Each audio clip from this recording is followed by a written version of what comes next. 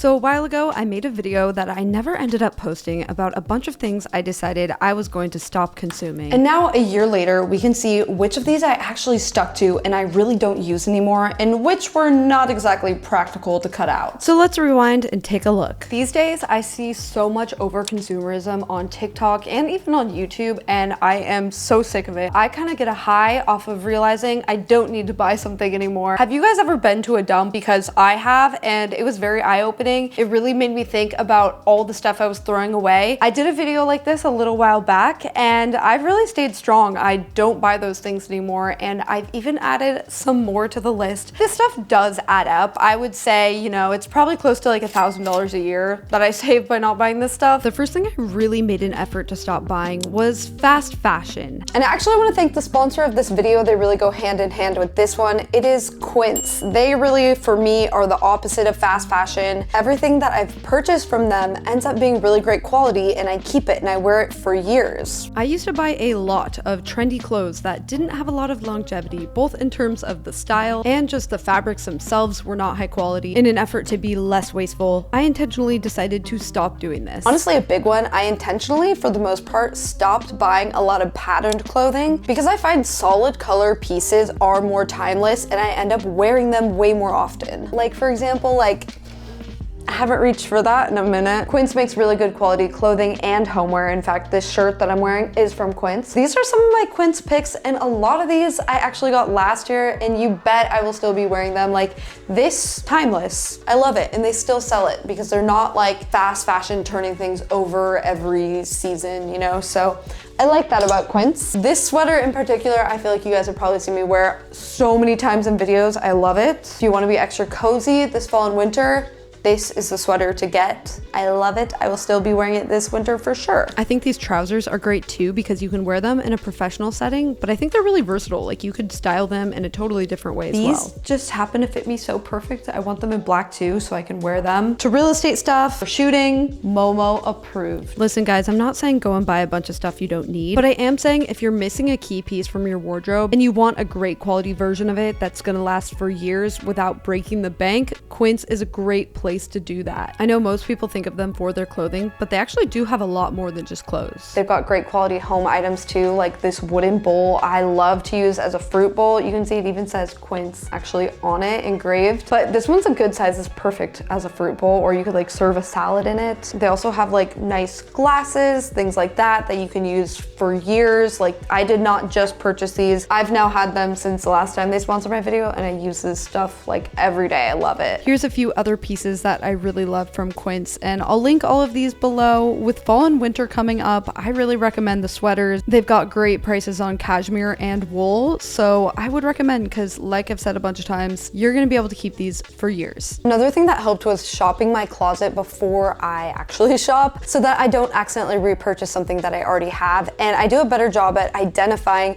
what is that key piece I'm missing that is gonna unlock 10 new outfits. For example, these dark wash jeans, believe it or not, I didn't have a good pair of dark wash jeans like this. So rather than buying another white bodysuit, for example, I was able to identify, no, it was the dark wash jeans I needed to unlock actually a lot of potential outfits. And these are from Quince. They're very comfy. They actually happen to fit me perfect. And I feel like they are also quite affordable, and I'm really happy with the quality of them also. So thank you to Quince for sponsoring. If you are looking for a high quality staple piece to add to your wardrobe, I will link down below my favorites from this video. The first thing I'm not buying anymore is paper towels. In the past, I've probably spent about $100 on paper towels every year. Like, they're one of those things that are surprisingly expensive for what it is. Every time I'm at the grocery store, I'm really $20 for those. I just switched to dishcloths. I actually had some washcloths that I never use. I don't use them for my face, and I realized one day, like, why don't I just use these to wipe stuff down? You can wash them in your washing machine. It actually absorbs liquid better than paper towels. Like, with a paper towel, whatever I was wiping up, it would kind of seep through and get on my hand. But the dishcloth that I use, it's thicker, and so it doesn't do that really, unless it's like a lot of water or something. Paper towels, as you can see, I do have a roll of them. But I have drastically cut down my paper towel consumption. I mostly use these dishcloths to wipe off the counter. I will say there are times where I will grab a paper towel because it's kind of annoying to have to wash these. I might get a chamois. I feel like that's a better solution because then you don't have like a wet rag that has to dry. But like a lot of people, I used to go through a paper towel roll pretty fast, wiping down the counter every day. Now I really just use it for stuff that's gross. Like if I have to wipe something on the floor, just things I don't really want this dish rag touching. But I mean, I can make a paper towel roll last for like 6 months. So I think that's pretty good. I've drastically cut down on the paper towel usage, but realistically, not completely. Sometimes I still do use them. The next one is the newest iPhone. The thing is, they just haven't added a new cool feature that's got me excited and feeling like I should buy a new one. Every year the iPhones come out now, they are not that different. They really aren't. It's a slightly better camera, but to be honest, since the iPhone 11 to now, they really are not that different. They always come out in the fall, so it's coming up soon, and I'm not gonna buy it. I don't think I need it. I have the iPhone 15. I don't think the iPhone 16 is gonna be that much different, and even if it is, I think I'll survive. I was right, I did survive without getting the iPhone 16. In fact, the iPhone 17 just came out and I have no desire to get it. I'm still rocking an iPhone 15 and it's great. It's wonderful, like it takes great photos and videos. Now I will say if you have an iPhone 10 or earlier, I can see why you would want to upgrade to have the multiple camera lenses. But if you have like a 2-year-old iPhone, it is, let's be real, it's not that much different. I probably won't get a new one until this one just really starts to break, or there is a drastically new feature, but just a little bit better camera and a little more storage. Nah, I'm good. I'll skip it. This next one saves me both time and money, and that is getting manicures. They just are expensive now, and I am really trying to bring back the natural nail. There's a weird beauty standard with nails where I feel like you have to always have them done, and it's just ridiculous. Like, our nails are beautiful on their own. Like, they really are. Just clean looking nails is a vibe. I think that it looks very chic to just have natural nails. It looks good if they're clean and just like maintained, which you can totally do yourself. If I'm going on a trip, if I'm going to a wedding or something,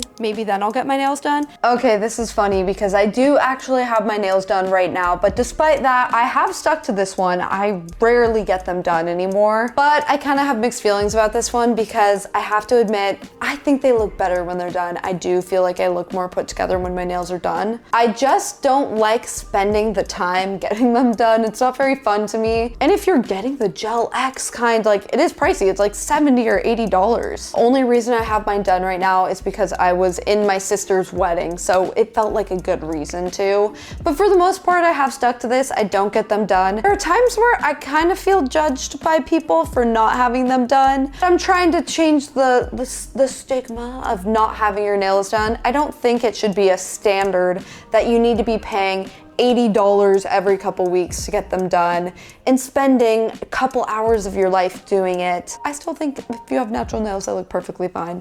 So this next one we're adding today, and that is books. I have been buying books on Amazon. I read them once and I'm kind of like, what do I do with all these books? They're kind of in the way. It hit me. Why don't I just go to the library? Like, books are free there. Like, you can literally just go get a bunch of them for free. Let's go actually do it. Getting the card was actually so easy.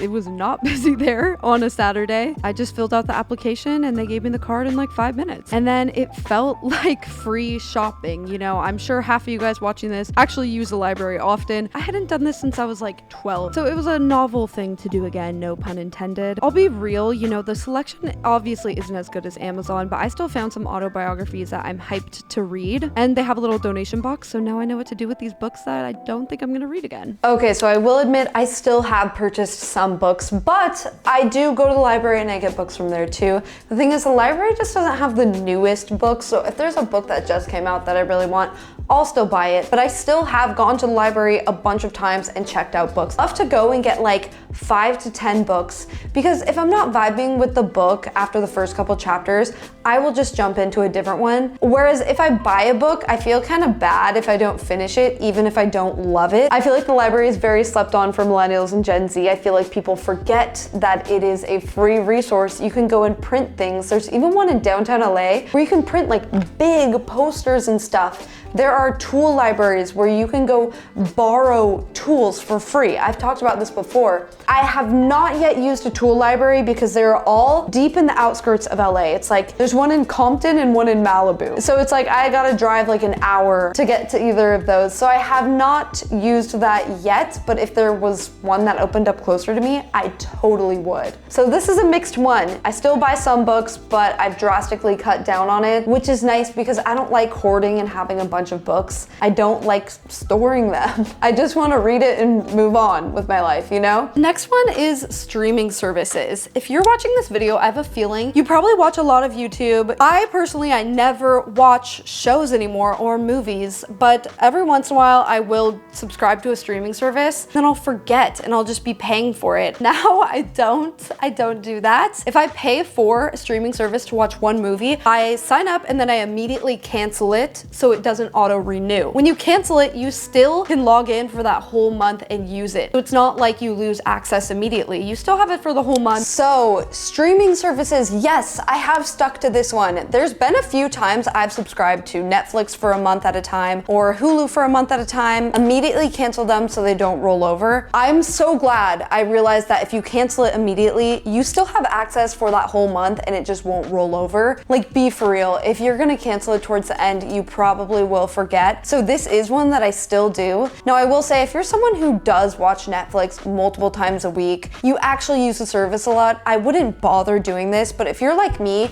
and you just subscribe for one particular movie or one particular show, I would recommend canceling it as soon as you sign up because it's gonna save you a lot of money if you forget. And this last one is an obvious one that I've just been late to adopt, and that is plastic water bottles. I know, it's like the #1 thing that people usually cut out, but I really was not someone who brought a water bottle with me everywhere. I have gotten better about it if I know I'm gonna be out and about all day. And here's the thing, you don't need a bunch of them. I see people on TikTok with this whole collection of Stanley cups, and I'm just like, hey, so this is insane. Like, you know they're reusable, right? You only need one. You're putting water in it. They're really not getting that dirty. It's not like I was ever buying reusable water bottles to keep in my home, but I would be out and about shooting and just forget to bring water with me and end up bringing it. So I've gotten better about just bringing water with me if I'm gonna be out and about all day. Happy to report that yes, I have been better about this one, and this is proof. I've had this water bottle with me today. The thing is, I'm not a big water drinker. I don't drink a lot of water, and so I just don't think to bring it with me until I'm desperate for it and I end up buying a plastic water bottle. So now I know if I'm gonna be out and about all day, I might as well bring it because chances are, especially in the summer, I'll probably want a sip at some point, even if it is just literally one sip. I know I should probably drink more water, but that's just the reality. I don't drink a lot of water. I hope that you guys enjoyed this video. Comment down below if there's anything that you have recently cut out of your life you don't purchase anymore, because I'm always looking for things that I could cut out or just more alternatives to single-use items. So if you've purchased something that replaced having to buy it over and over, let me know in the comments down below, because I hate being wasteful, hate it for my wallet, hate it for just the idea of things going to a landfill. It just irks me. That is gonna be it for this video, and I'll see you guys in the next one. Bye.